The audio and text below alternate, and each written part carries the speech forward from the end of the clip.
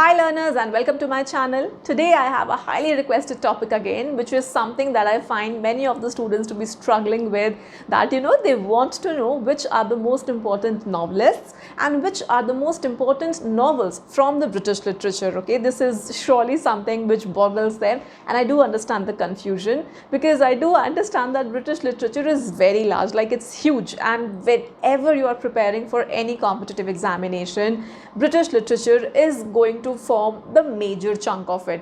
Okay, so to pick the most important novelists, and in fact even their novels, that is obviously a bit tricky and for sure difficult. But then for your benefit, because you guys kept on asking it, I have tried to just make sure that among the many writers which are there in British literature only, these surely are the ones that you cannot afford to miss for your preparations. And this list that I'm going to give you is actually going to be applicable for exams like the UGC net, and not just the net and the set, but for all these other competitive examinations as well, like the CUET PG, for GATE, and for all these related competitive examinations, because these are highly important writers which I'm going to talk about. Now, these novelists which I have, understanding their works is crucial for your studies. So let's just get started without wasting any more time. First of all, understand that novel is something which rises as a genre much later, and that is why we are going to start our journey of these important novelists from 19th century onwards. Okay,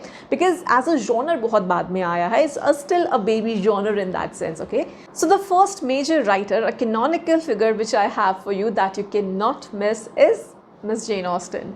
She is known for her keen observations of social manners and for her focus on the lives of women in Georgian England in that particular time, because King George was the ruler, so Georgian England. Now, when it comes to the works of Jane Austen, I would say that surely Pride and Prejudice is the most important ones that stands out the most, but then you should also know about her other works as well, like the Northanger Abbey, for example. The fact that, for example, Northanger Abbey was actually a parody of the Gothic novels that were being written during that particular time. So this is again a very important fact, and this is just one fact about Northanger Abbey, but then there are so many other details about this work and about her other works as well that you should know. Okay, as a literature student, they should be known to you, because again, the reason here is that Austen is a major writer. Okay, she's a canonical figure, and you have to know all her other works as well. For a major writer like her, you just need to know not just her famous work, which in Austen's case is Pride and Prejudice, but also their minor works. Although I would not say that Emma or Northanger Abbey, they are her minor works, so to say, but then they are also important, but comparatively less so when it compares to Pride and Prejudice. Okay, so वो भी पढ़ना है. Pride and Prejudice तो is something कि बहुत अच्छे से करना ही करना है, but then for her other novels also you need to have an idea about the characters, about the themes, and the publication dates, or if there's any other important detail that you should know. Okay, moving on to the next novelist, we have the towering figure of Charles Dickens from the Victorian age. Very important, like hugely important, because बहुत सारे questions पूछे हैं Charles Dickens पे से. He is known for his depiction of social issues. His works, they often highlight the struggles of the poor and they critique the societal injustices. And two of the major works of Dickens that you cannot miss are David Copperfield and Hard Times. Of course, बहुत बड़ी bibliography है Charles Dickens का, but then these surely are the two of his works that you cannot miss. और भी important works हैं उनके, but I'm repeating that because हम यहाँ पर कुछ works पर focus कर रहे हैं. We are focusing on just a few writers, few works of each writers. That is why I've just restricted myself to these particular two works. Okay. Moving on to the third novelist, we have Thomas Hardy. Again, super important, very important. In fact, they've asked many questions, again many questions from both Dickens and Hardy. दोनों में से बहुत सारे questions पूछे हैं उन्होंने past year papers में, and the reason I say this with so much surety is because when I was sorting all the previous year questions, author wise for my online course students, I saw that यहाँ पे से बहुत ज़्यादा questions आते हैं. Okay, and if you also want the access to all the sorted questions for these writers which I have categorized, author wise and topic wise and all these other things in the syllabus, you may join my online course, where I have not just sorted these previous year question papers into categories, but have also given you detailed lectures based on the pattern of the question papers or the questions asked from these, like, previous year papers, and making sure that I cover all the important works, including the ones which I've mentioned here, of course. Okay, so that goes without saying. And not just that, you get detailed chronologies for each writer, something which I'm sure if you have just given a look at the past year papers, if the recent year papers especially, बहुत important है, बहुत सारे questions आते हैं वहाँ से.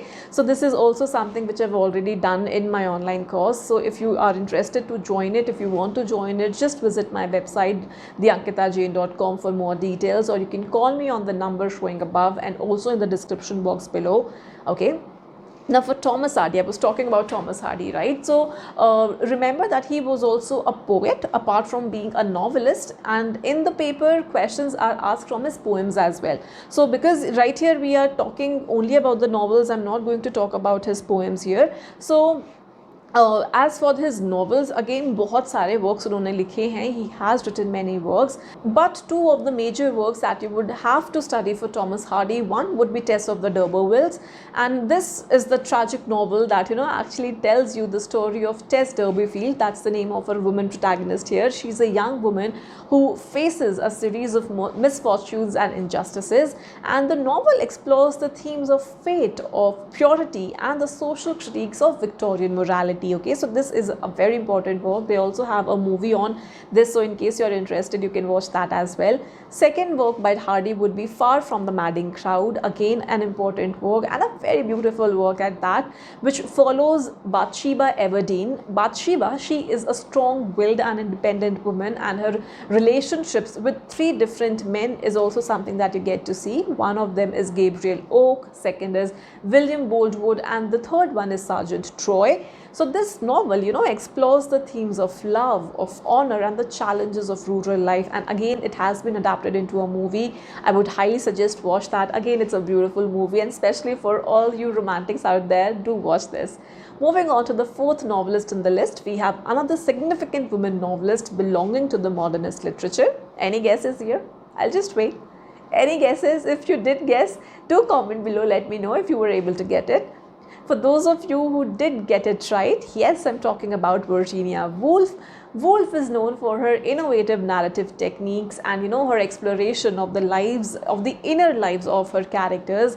And two of her major works would be Mrs. Dalloway. So Mrs. Dalloway follows a one day in the life of Clarissa Dalloway, who is a high society woman in post-war London, in post-World War London, and World War I, okay, and as she is preparing for a party. The novel delves into her thoughts and memories as well as those of other characters, exploring the themes of time, identity, and mental illness. And Woolf's use of stream of consciousness technique, that especially notable, and it's one of the most famous works, not just in modernist literature but in literature as a whole. So you have to study this. Second novel by Virginia Woolf is To the Lighthouse. This novel tells the story of the Ramsay family and their visits to the Isle of Skye in Scotland, and the novel's structure, that's divided into three parts, and it reflects the passage of time and the impact of the First World War on the family. Okay, so this is again something that you cannot miss. Very important work, very important writer, okay, very important novelist. Now, the next highly important writer, I would say, novelist, I would say, would be George Orwell.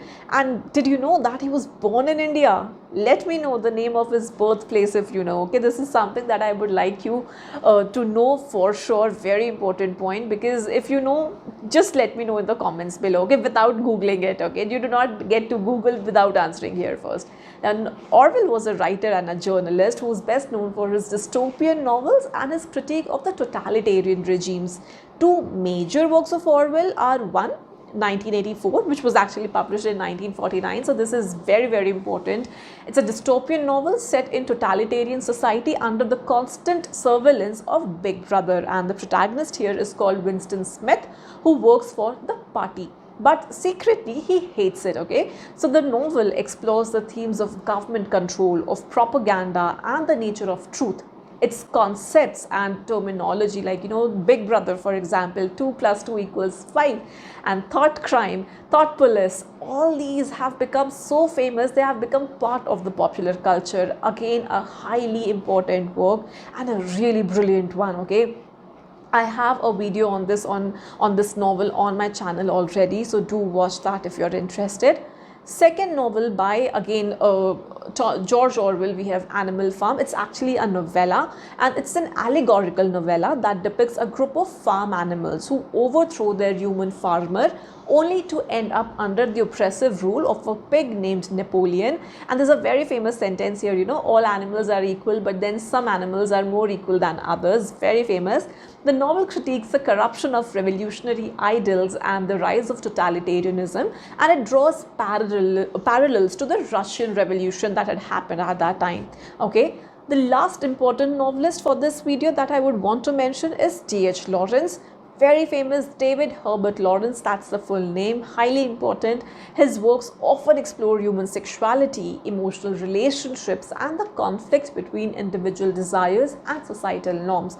So very important writer. Two major works of Lawrence. One would be Sons and Lovers, very important, which is actually semi-autobiographical novel, okay. So it's semi-autobiographical, do remember that. And it follows the life of Paul Morrell. Paul Morrell is a young man who's torn between his love for his mother and his romantic relationships, okay. And second novel by D.H. Lawrence is Lady Chatterley's Lover.